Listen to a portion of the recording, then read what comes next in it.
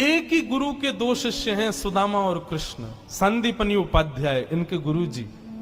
लेकिन एक शिष्य सोने की नगरी का राजा है, पूरे विश्व का अधिपति भगवान है, और एक शिष्य एक फूटी सी झोंपड़ी में रहता है। एक बार संदीपनी विद्यालय में जब कृष्ण सुदामा पढ़ते थे तब भृगु ऋषि पधारे, सबसे क्रोधी ऋषि, और आकर के गुरु माँ से भिक्षा मांगी। माते भिक्षाम देही, माता भिक्षा प्रदान करो। माँ ने मन में विचार किया कि अभी सामग्रियां तो इतनी नहीं कि मैं भिक्षा दे सकूं, मना कर दिया। बोले भगवान आप कल आ जाना, आज तो भिक्षा के लिए सामग्री नहीं है, शाम को जब आ जाएगी तो कल आपको प्रदान कर दूंगा। अब भृगु ऋषि तो क्रोधी, उनको तो जब मांगे तब चाहिए।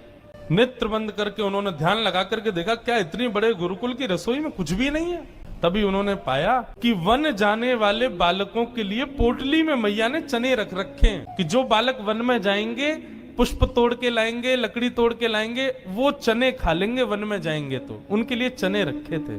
भृगु ऋषि बोले बालकों की ज्यादा चिंता है, एक ऋषि द्वार पर आया उसकी चिंता नहीं है। थोड़ी दूर जाकर के अपने कमंडल के जल से श्रापित कर दिया, जो भी उन चनों को खाएगा वो लक्ष्मीहीन हो जाएगा, उसके जीवन से लक्ष्मी चली जाएगी, वो निर्धन हो जाएगा।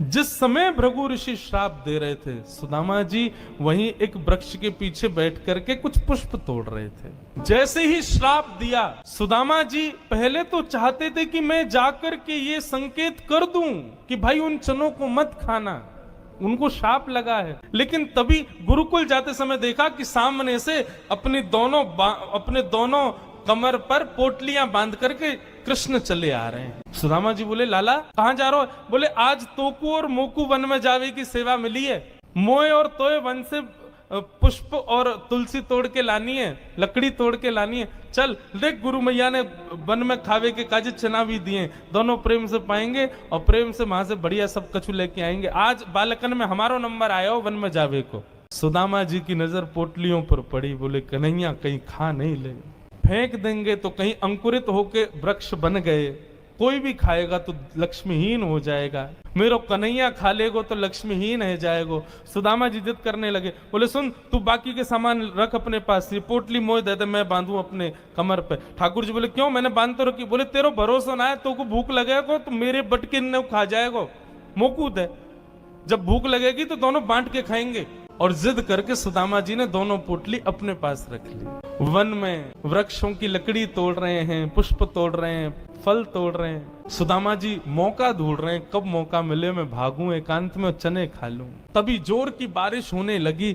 बारिश के कारण ठाकुर जी तो एक वृक्ष के नीचे जाकर के खड़े हो गए। अरे आजा सुदामा यहीं खड़ो है जा, बहुत वर्षा है रही है। पर सुदामा जी एक बगल में एक और विशाल वृक्ष था, उसके ऊपर चढ़ गए, डाल पर जाकर के बैठ गए। वर्षा हो रही थी, ठाकुर जी एक वृक्ष के नीचे खड़े हैं, दूसरे वृक्ष के ऊपर सुदामा जी बैठे हैं। सुदामा जी बोले यही सही समय है, और पोटलियां खोल करके सुदामा जी खाने लगे। ठाकुर जी ने देखा, ए सुदामा मेरे उचना है बा में, खा मत जाइयो, रुक जा बरसा रुकंद मैं हूं, आ रहा हूं ऊपर। लेकिन सुदामा जी के नेत्रों से आंसू गिर रहे हैं। बोले लाला तू सदा प्रसन्न रहे, मेरे बट की लक्ष्मी भी तेरे पास आ जाए, तेरे जीवन में कभी कोई कष्ट नहीं आवे, मेरे लाला को कभी रोनो नहीं पड़े, कभी उदास नहीं हो, कभी दुखी नहीं हो, यही मेरी मित्रता को उपहार मैं अपने कृष्ण को देना चाहूं। और उपहार के रूप में सुदामा जी ने मानो अपने जीवन में प्राप्त होने वाली समस्त लक्ष्मी भी श्री कृष्ण के चरणों में पधरा दी, और दोनों पोटली के चने स्वयं सुदामा जी खा गए। द्वारिकाधीश कृष्ण उस दिन तो सोच रहे थे कि सुदामा तूने एक बार भी विचार नहीं किया कि मेरे भी चने थे उसमें, पा गया। सुदामा जी क्षमा मांगने लगे, बोले माफ कर दे लाला, भूख ज्यादा लगी हमारे, खा गए हो, लेकिन वास्तविकता कौन जाने। सुदामा जी महाराज फटी टूटी झोंपड़ी में रहते हैं, उधरी हुई धोती पहनते हैं, अन्न जल का तो कोई ठिकाना ही नहीं है, ऐसे घर में रहते हैं। पत्नी बोली द्वारिकाधीश आपके मित्र हैं, आप जाते क्यों नहीं कभी उनसे मिलने? सुदामा जी बोले कहीं मेरी दशा देख करके कोई ये ना सोचे गरीब है, भिखारी मांगने आया, इसलिए मुझे अजीब लगता है। और दूसरी बात ये कि मैं कृष्ण का सखा हूं, अब कृष्ण तो बढ़िया राजकीय वेश में रहता है, अब मैं ऐसे रहता हूं, कोई मुझे देख करके कहीं ये ना सोचे ये कैसा सखा ठाकुर जी का, इसलिए मुझे लगता है कि मैं यहीं से ही उनको भज लूं, उनके पास ना जाऊं। सुदामा जी की पत्नी ने सौगंध दे दी, तुम्हें मेरी सौगंध है, जाओ द्वारिकाधीश से मिलके आओ। पत्नी की सौगंध मान करके सुदामा जी आज विचार करने लगे, जाऊं? कृष्ण ये तो नहीं सोचेगा कि कहां से आ गया, कुछ मांगने आया है। कृष्ण तो नहीं सोचेगा, लेकिन उसकी पटरानियां, उसके राज्य के लोग, महामंत्री आदि, ये सब तो नहीं सोचेंगे। सुदामा जी को बहुत संकोच हो रहा है, लेकिन पत्नी की सौगंध है तो निकल पड़े। पत्नी ने 4 घरों में जाकर के अलग अलग एक एक मुट्ठी चावल लिए, जानबूझ। क्यों? ताकि जब ये पोटली द्वारिकाधीश देखेंगे तो अलग अलग प्रकार के चावलों को देख के पहचान जाएंगे कि एक दाना भी सुदामा के घर का नहीं है। थोड़ी तो कृपा करेंगे मेरे ऊपर। सुदामा जी पोटली दबाए निकल पड़े। सुदामा जी महाराज धीरे धीरे चल करके द्वारिका की ओर जा रहे हैं। चलते चलते महीनों बीत गए सुदामा जी को। तभी एक व्यक्ति से बोले, भैया द्वारिका नगरी कितनी दूर रह गई है अभी यहाँ से? व्यक्ति हंस करके बोला, भगवान आप गलत आ गए हो। बोले गलत? कितनी दूर आ गए? बोले अभी आप कम से कम 50 कोस और पीछे जाओ, वहां से एक रास्ता मुड़ेगा, वो द्वारिका को जाता है, आप तो कहीं और पहुंच जाओगे अभी। सुदामा जी महाराज बोले, भले पधारे भैया द्वारिकाधीश। चलते चलते चलते मैं तो वैसे ही आधो जाऊंगा, मुंह तो लगे मेरे प्राण ही निकल जाएंगे, मैं द्वारिका पहुंच ही ना पाऊंगा। अब लाला तू वैसे तो हमारे हृदय में बैठो है, चल के तो हम पता ना कब पहुंचेंगे, लेकिन लाला तेरी अगर इच्छा हो तो तू ही बुला ले अब मुंह को। और ऐसा कह के सुदामा जी वहीं एक वृक्ष के नीचे लेट गए। जैसे ही लेटे थोड़ी बहुत देर में ही उनको थोड़ी ध्वनि सुनाई देने लगी। नेत्र खोल करके देखा, सोने की नगरी है, चारों ओर जय श्री कृष्ण जय श्री कृष्ण जय श्री कृष्ण नाम की ध्वनि आ रही है।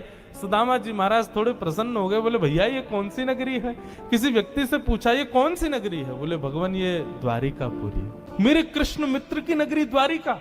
बोले हाँ ये द्वारिकाधीश की नगरी द्वारिका। सुदामा जी तो नाचने लगे, जय हो वारे कन्हैया तेरी कृपा। भैया ये द्वारिकाधीश कहाँ बैठे होंगे? बोले सामने जो महल दिख रहा है इसी के राजा हैं द्वारिका, आप चले जाओ। सुदामा जी गए द्वारपालों से जाकर के बोले, भगवान मेरी फटी हुई धोती और मेरे पतले दुबले तन को देख करके आप ये मत सोचना मैं गरीब हूँ कुछ मांगने आया हूँ। पहले ही स्पष्ट कर दिया, मैं कृष्ण का सखा हूँ। हम दोनों एक साथ एक ही गुरुकुल में पढ़े हैं, नाम मेरा सुदामा है। आज अपने सखा से मिलने आया हूँ, आप कृपा करके उनको जाकर के ये बता दीजिए।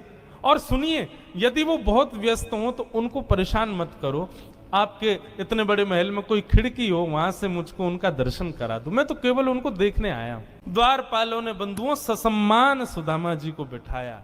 कहा महाराज द्वारिकाधीश प्रसाद पा रहे, हम फिर भी निवेदन कर देते हैं।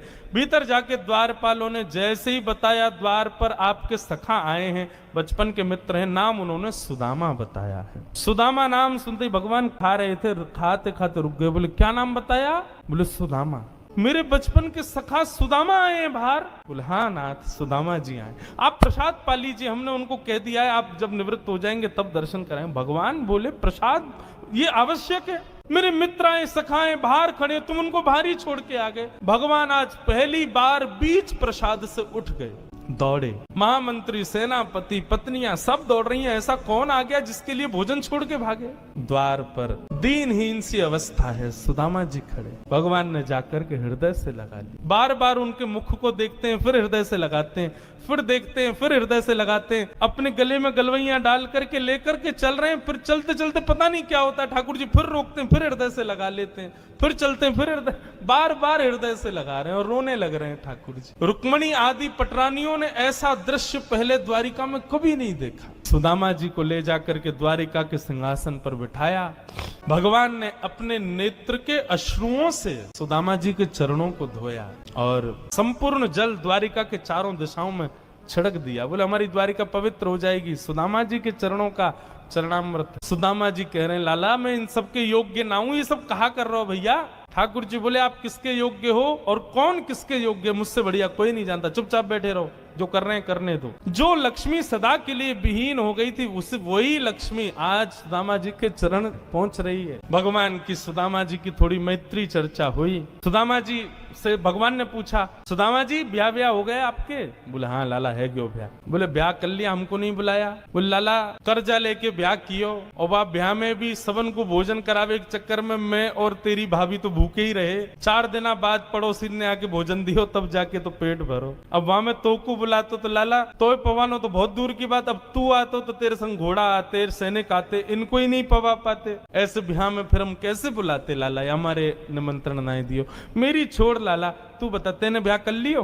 भगवान बोले हमारे ब्याह की मत पूछो, जैसे आपका ब्याह बताने लायक नहीं ऐसे हमारे ब्याह भी बताने लायक नहीं। बोले नहीं नहीं लाला बता ब्याह भयो कि नहीं? भगवान बोले हो गया। अच्छा भाभी कहाँ है? चलो मिलवाएं भाभी से। बोले यहीं बुला दो। बोले नहीं बड़ी जगह चाहिए भाभी से मिलने के लिए। बोले क्यों? बोले अब चलो पता चल जाएगी। विशाल एक सभागृह था, सुधर्मा सभा, और उसमें महाराज असंख्य जहां तक देखो भगवान की पत्नियां खड़ी हैं, घूंघट सिर पर रखा है, इतनी सारी माताएं बहनें दूर दूर तक सिर दिख रहे हैं, लाल लाल साड़ी पहने भगवान की सब पत्नियां। सुदामा जी बोले द्वारिका की सब माताएं बहनें दर्शन करने आ गई महात्मा का। सुदामा जी बैठ गए, भगवान ने इशारा किया आओ एक एक करके सब प्रणाम करो। मैं रुक्मणी प्रणाम, देवी चरसो भाग्यवती रहो।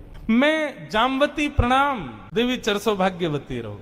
मैं सत्यभामा प्रणाम, देवी चरसो भाग्य। मैं कालिंदी प्रणाम, देवी चरसो भाग्यवती रहो। मैं भद्रा, मैं लक्ष्मणा, सब प्रणाम करती हुई 500 पत्नियां प्रणाम कर गई भगवान के। जब 1000 पत्नियां प्रणाम कर गई, ठाकुर जी खड़े खड़े देख रहे थे। सुदामा जी बोले लाला यहाँ पे आइयो, कितनी और हैं अभी? भगवान बोले 16,108। अच्छा लाला ये सब अपनी है? भगवान बोले हाँ सब अपनी। वाह लाला तेने इतने सारे ब्याह किए, 16,108। अरे भैया हमें एक में ही बुला ले तो हम भी आ जाते मालपुआ खावे। हमने एक किया वहां में नहीं बुलाया, तू नाराज है क्यों? तेने इतने सारे के एक में ही बुला ले तो। ठाकुर जी बोले कितने ब्याहों में तो मैं भी नहीं गया था, मेरे बिना ही ब्याह है गया, बिना दूल्हा के ही बारात चल गई। बोले लाला देख पतलो दुबलो सो में सुदामा 500,000 पत्नियां प्रणाम कर गई, मेरा तो अभी से बीपी हाई है गो। लाला 16,000 उनको आशीर्वाद दूंगा तो मुंह तो लगा मेरे प्राण ही निकल जाएंगे। एक काम कर, पत्नी तो 16,108 है, पति तो अकेलो तू ही है ना? बोले हाँ। एक काम कर तू मुंह को प्रणाम कर, मैं तू को आशीर्वाद दे दूं। आधीश दंडवत कर रहे हैं और सुदामा जी दोनों भुजा से आशीर्वाद दे रहे हैं। इस दृश्य को देख करके द्वारिका के लोग बलियां लेने लगे। जय हो, धन्य है हमारे द्वारिकाधीश। एक ब्राह्मण को कितना सम्मान देना चाहिए, द्वारिकाधीश से सीखो। अपने राज सिंहासन पर बैठा दिया, ये भी विचार नहीं कर रहे हैं कि मैं द्वारिकाधीश हूं, मैं जगत नियंता जगदाधार हूं। साष्टांग दंडवत प्रणाम कर रहे हैं सुदामा जी को। सुदामा जी उनको आशीर्वाद दे रहे हैं।